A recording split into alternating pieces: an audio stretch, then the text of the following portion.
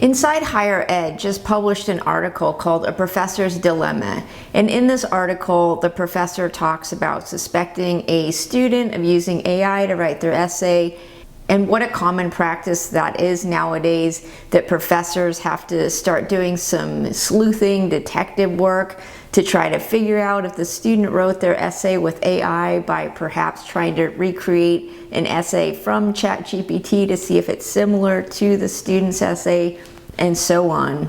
And what I was struck by was this article basically said they suspect their student but can't do anything about it. And in talking to my own colleagues, I also heard them say things about how they suspected students from using AI in writing their essays, but ultimately they couldn't do anything about it because you can't trust the mechanisms for citing because they're not very accurate, and also students have learned to submit their papers through different platforms to make sure that it's not AI detectable before they submit it in. So they've already learned those tricks.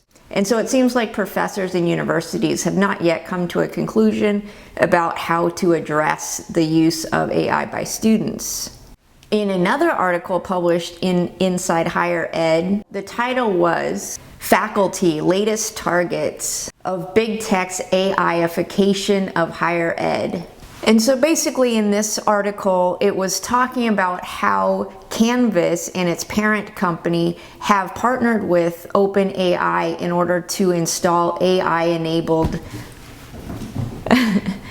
into how to install AI-enabled tools into Canvas, which is a online class platform system that 40% of colleges use, including my own college. And so this article is talking about these tools and how they can create rubrics, they can skim the students' discussion board posts and summarize it for the professors, and even do some of the initial grading up to the grading of the assignments. And for faculty, they have mixed reactions to these moves. A lot of faculty are resistant to these integrations of AI platforms. They don't really want to use these tools in order to start to assess assignments. Some of the faculty mentioned in this article talked about just the adjuncts who are so stressed. Even someone mentioned adjuncts might be living in their cars, working amongst various universities. And so those folks especially would be interested in any kind of labor-saving devices. But it also shows just that that is the model of education now, is this over-reliance on adjuncts, which teach up to 80% of the college classes nationwide.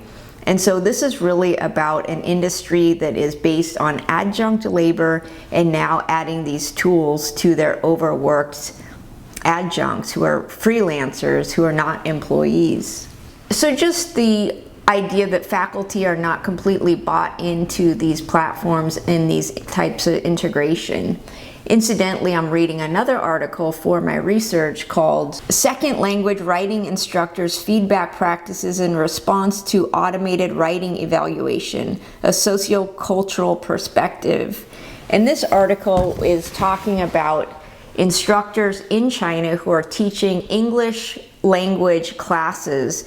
And so they were introduced to this platform that can assess a student's English writing abilities, perhaps provide some feedback, or assist the professor in grading these exams, in these written exams.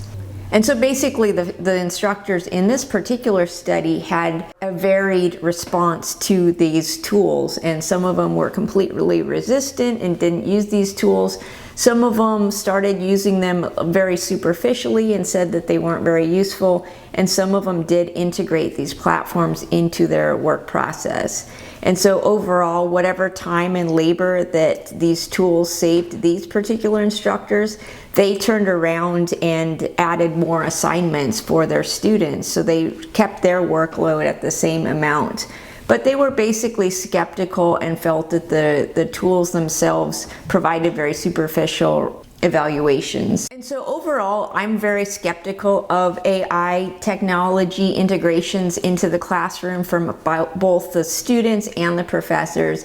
And I recently came across the tech journalist and AI skeptic Ed Zitron, and I really appreciate his fiery retorts to the tech industry. And he's basically calling AI a bubble. You know, it's based on a lot of investor money over actual revenue based on products. And the tools that it's giving us are not really any more impressive than the searches that we already had. And so in my uses of checking out what ChatGPT is capable of, on both how it responds to my assignments and also how if it can help me in my workload as far as being an academic researcher, summarizing academic articles and so on.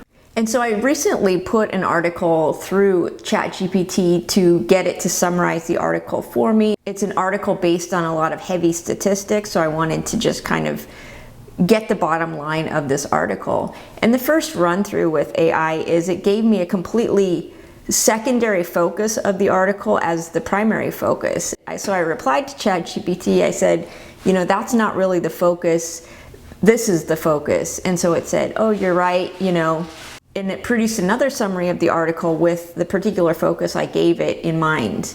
And it was a very superficial focus, far too superficial for my needs. And so Ed Zitron is saying, like, what, summarizing articles or writings is this great magical power that AI is providing us?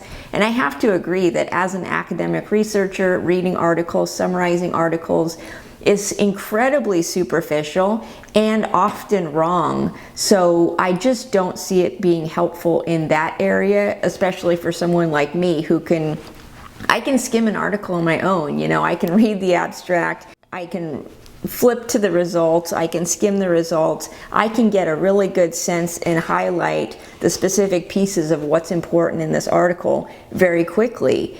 And I don't think that ChatGPT really helps me out in this level. But if students are being trained on these tools, then they're not going to get the skills themselves on how to assess an article, what's the thesis statement, where are the results, how to find that stuff quickly, because that's what we instructors ask in our classes. I constantly ask my students, where's the primary thesis statement in this article? Where's the backup evidence? And they struggle to do that. And so using a tool like ChatGPT to do that for you is not helping students build these skills. And of course, the writing language is just this like fluffy, upbeat marketing bubblegum type of writing, and it's just not appropriate for the academic field. I agree with Ed Zitron that this is a lot of hype for a product that's not doing anything more than tools that we already had at our disposal. I would be really curious to hear from other college instructors of how you see AI encroaching on your classroom and how you're managing that.